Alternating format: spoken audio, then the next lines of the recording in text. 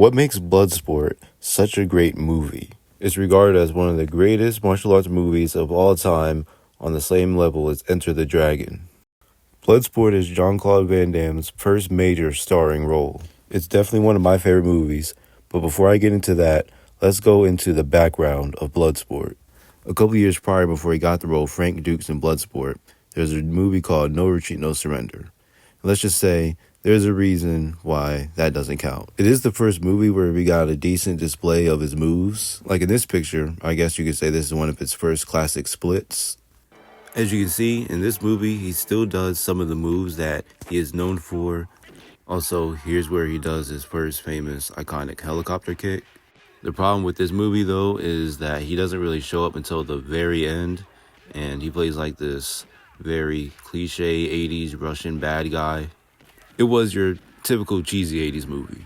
It doesn't give him the proper shine that he deserves, and that's what Bloodsport does. In any martial arts or action movie, you need a charismatic, skillful character that the audience can really get behind. If you know anything about Jean-Claude Van Damme, you know he has that it factor that people look for. In the beginning of the movie, you get this flashback scene where it's him as a kid with his friends trying to break into Senjo Tanaka's house, and they try to steal a katana. Instead of scolding the kid, he invites him and his parents over, and he talks to them about lessons and training. This leads to him training with his son, as you can see in this clip here. This would lead to them developing a close friendship that would last until the son would eventually pass. Then you get this emotional scene between Frank Dukes and Senzo Tanaka, where he tells the story of how he lost his first family, and then he lost his last son, and now he doesn't really have any knowledge to pass on to anyone because it go father to son. Then Frank says this. Teach me. I can do it. You are not Japanese. You are not a Tanaka. You told me using any technique that works. Never to limit myself to one style. To keep an open mind. Why? To honor you, Shidashi. Just listening to that score in the background just makes this movie so perfect. Like, they really don't make movies like this anymore. Not going to talk too much about the training montage, but the most important part of it would be the blindfold scene because of what would come later in the movie. He did earn his katana, and I think it would have been cool if they would have shown this at some other parts in the movie as well, because it is a key point to the whole plot. With the backstory of our character being established, now we know that his purpose for going to the Kumite was to essentially take his old friend's spot. Let's just say plans change when cheesy, over-the-top 80s characters are involved. Now, don't get me wrong, I am an 80s movies enjoyer. I think having a cheesy 80s character is essential to having an entertaining 80s movie. Then we have this scene with the Dimmak. What the hell is a dimmak? Death touch. Now, there's certain people in the martial arts community that see scenes like this in old movies and say, oh my god, this is Bushido, this isn't real martial arts. And look, 80s martial arts movie, pre-UFC, pre-internet. And that's the thing that I like about these old martial arts movies like Bloodsport, is that they're allowed to have this magical element that you don't always have to analyze like you're watching a UFC fight. You can just sit back and enjoy it. Or in some cases, take inspiration from. And that brings me to one of my favorite scenes in the movie. That hurts me just looking at it. Now let me tell you this. For me personally, seeing Jean-Claude Van Damme do splits like this is what inspired my entire flexibility journey. I've been able to do splits for about a year and a half now.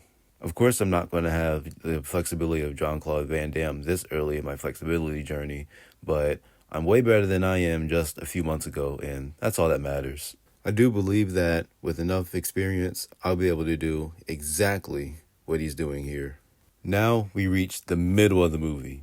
Frank sets a new world record, and this guy takes the tooth of the dude that just lost. We hear drums. Then the greatest montage song in the history of cinema plays. This scene is supposed to somewhat represent different fighting styles, but what I want to talk about is that 80s movies magic, the decade of the soundtrack. I'm not playing the song here for copyright reasons, but it's called Fight to Survive. And this song has been my favorite training song ever since I heard it. Helps me know my stretches, my workouts, any kind of training. Add this to your gym playlist if you want to make some gains as well. The soundtrack of this movie is just so perfect. It just fits well with every scene a song is played in. A little later, we get this scene. Over-the-top 80s character gets what's coming to him. At first, he gets him, he knocks him down, he's like, yeah, I did it, I got him, that's it. Then Chong Li gets back up and damn near kills him. And you gotta love Van Damme's reaction.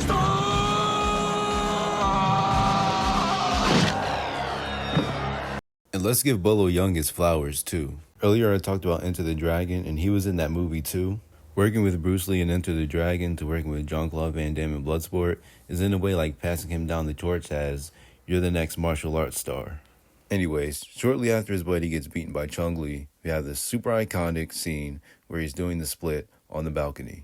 And once again, it's that 80s magic that I was talking about. The view, the shot, the music that plays in the background is what makes these movies so great. Literally a scene that can't be replicated because the place where he's doing this has been demolished. I have tried to recreate my own version of this about a year ago, and it's not as amazing as I wanted it to be, but as long as you get the reference. Some people liked it, some people didn't. Now, it's time for what we've all been waiting for, the final fight. What I want to talk about is the lesson displayed in this scene rather than the fight itself. In the beginning, it seems like he's dominating Chong Li, and he thinks he's going to beat him, just like Ray thought. Kind of a tactic he does to toy with his opponents, a thing that fighters will do in real life. And as a viewer, just turn your mind off, you can think, oh, he's going to beat him easily, he's just a little bit better than Ray. And he is. But Bolo is a dirty fighter that just can't stomach losing, so this happens. He blinds him. And as a viewer, just turn my mind off, you can just think, oh, well, that's bull. How is he going to win now if he's blind? Then we get this scene right here. Now, how many times have I said 80s movies magic?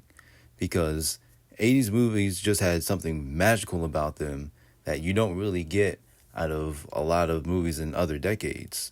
Have you ever had a moment where you're working towards something and something bad happens, and instead of just breaking down and quitting, you recollect yourself and get all back together? The scene is very long and drawn out, as in not realistic in real time, but that's what we see him going through in that moment. He remembers all his training and why he's here, and he gets straight back into it. And that's something that we could all insert into our lives. Now let me tell you something about Jean-Claude Van Damme. This was not an overnight star.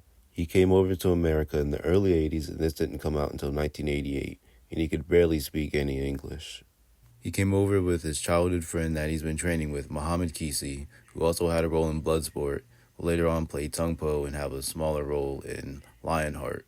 Just with that being said, Van Damme's journey was not a quick one. Triumph. This specific part, that scream he lets out, represents triumph and all the blood, sweat, and tears that went into this role, and his overall successful acting career. Then follow that part of him remembering his training and doing these moves, the jumps, and the kicks. It just makes this movie just an overall great experience from beginning to end. That's what makes Bloodsport one of the greatest martial arts movies of all time, arguably the greatest. Real quick, I will address the elephant in the room, Frank Dux. Now, I'm very aware of his quote-unquote background and his credibility that isn't really there and all the lies he tells. My thing is, yeah, it's bad, but so what? If his lies can create a good movie, then who cares? It's a martial arts movie, not martial arts documentary. We see the movie to see Jean-Claude Van Damme and his moves, not Frank Dux in his past. Here's the thing about action movies or martial arts movies in general is when it comes to a lot of martial arts movies, a lot of people want it to be realistic, but when it comes to anything action, if it's super realistic, it's not going to be as entertaining. That's all people want, is to be entertained. And if they get inspiration from it, then maybe they will take up an actual martial art.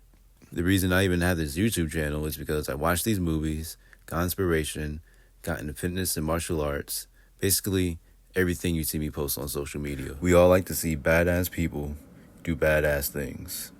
And this is what makes Bloodsport 80s movie magic. Thanks for watching my first movie review on the channel. Felt like it was best to start with Bloodsport for the 36th anniversary. It is one of my top 5 favorite movies of all time.